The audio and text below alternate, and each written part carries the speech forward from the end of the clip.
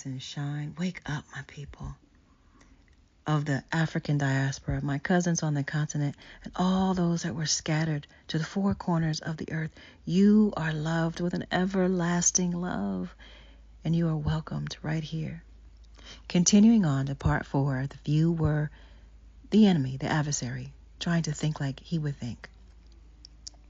Let's talk about wisdom.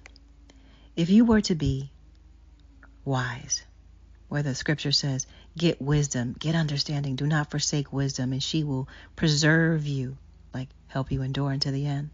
Love her, and she will keep you. Wisdom is the principal thing. Proverbs 4:7-8 says, therefore get wisdom, and in all you're getting, get understanding. Be as wise as a serpent and gentle as a dove, and see through the agenda of the wicked. You would understand that the world and all that is in it is about deception, because the enemy has a playbook. The plays are displayed right before your eyes, made evident, so much so that you call it entertainment, ancient mythology fiction. Now, you realize the father of lies from the beginning called what was a lie truth and what was truth lies. His playbook has not changed. Neither has his pawns. I said in another video that Hasatan, the enemy, the adversary, tempted Yahusha, the Greek name is called Jesus, by promising him to have power in the kingdom of this world. The blueprint our soon coming king gave us was not to fall into the okie doke, but the enemy. Put him behind you and only worship the Father. Yahuwah, only the Father. Some call him Jehovah, some call him Lord, God, but he does not change. Times and seasons may change. He does not. He changes not. Neither does his name. But we are warned, we do not war against flesh and blood, but principalities and powers in high places. What is a principality? Position of a prince. Power. Original. In the mid-14th century, government by a prince, meaning a region or state ruled by a prince or a monarch, state of being superior. Ephesians 2:2 says the adversary is the prince of the power of the air. John 12:31 tells us the prince of this world will be cast out. So spiritually speaking, the kingdoms of this world are run by the ruler or prince, principality, and the enchanted music that many sing along to tell you this. Like, say, for instance, the song that you might know, Who Runs the World? My persuasion can build a nation with endless power. Our love we can devour, and you'll do anything for me. Now, what does that sound like? That sounds like Hasatan's playbook. With the knowledge of who the true people are, the chosen by Yah, his name, chastened by him, and to be redeemed by him, why would our pastors, ministers, bishops, elders, deacons not know this and welcome this good news? After all, they say we are the head, not the tail. But they speak of the church, not Yah's chosen people in that scripture. In the beginning of learning who we were, I was so excited and I could not wait to express all I learned to pastors close to me. I was told, well, what does it matter? There is neither Jew nor Greek, neither slave nor free. There is no male or female, for we are all one in JC. Galatians 3:28. My answer is, when you have your eyes on the right people, your whole eschatology or end times view changes. Fulfillments of prophecy that we were told occurred in 1948 with a Balfour Agreement was not fulfilling Jeremiah 32:37 or Jeremiah 31:10. Furthermore, there is no greater culprit of replacement theology than the Christian church. The word church does not and will never replace or have all the promises of the seed of Abraham.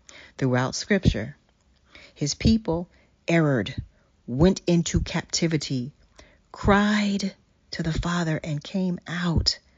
But he does not want his people with lip service and hearts far from him. He hates ritualistic practices, and no, he will not despise a contrite heart.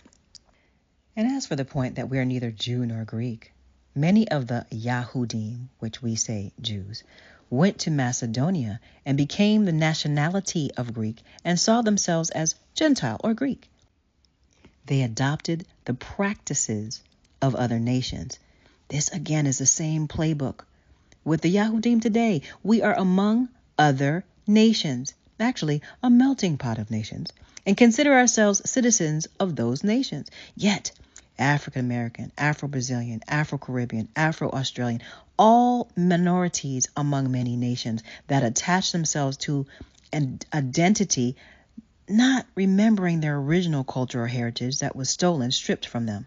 Now, remember, the enemy just capitalized on the destruction and extreme chastening of Yah's people in captivity.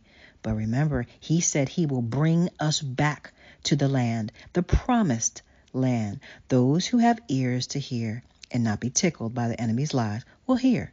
Those who do not listen will be left behind. And reap the wrath and destruction that will come down on the nations that harmed, cursed, and hated his people.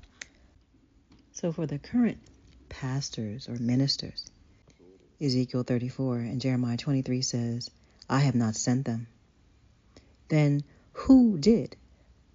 He also said, I will come in my Father's name, and you have not received me, but someone else comes in their name, and you will accept.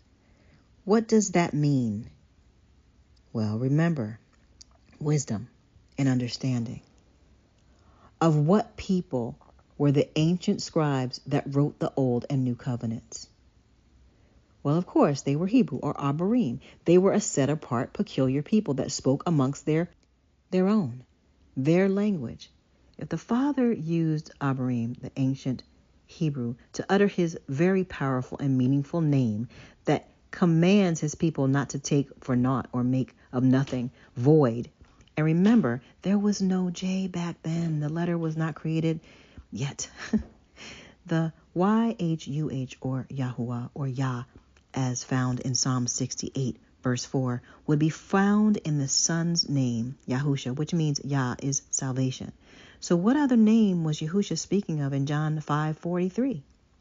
Oh, that very crafty ancient serpent that fools the whole world would not get the kingdom of Rome to change the name, would he? If the prince of the air had the power to change time and seasons, rule kingdoms, hide truth, and make his story infiltrate seminaries with wolves in sheep's clothing and teach doctrines of demons to the masses, would he not change the name? Who do you fight against? Not flesh and blood. Are you underestimating the lengths the enemy will go through to steal, kill, and destroy? Wake up, I pray you do not perish for lack of understanding, which it says in his word that his people perish from. Too proud to open a book to learn and discern. May this not be said of you. Wake up, my people.